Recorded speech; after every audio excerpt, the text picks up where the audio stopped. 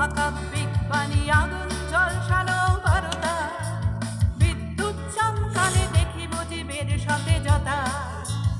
আকাশের বিশালতা, দুঃখী মানুষের তারে মুজিবের মমতা। জাতির পিতা বঙ্গবন্ধু শেখ মুজিব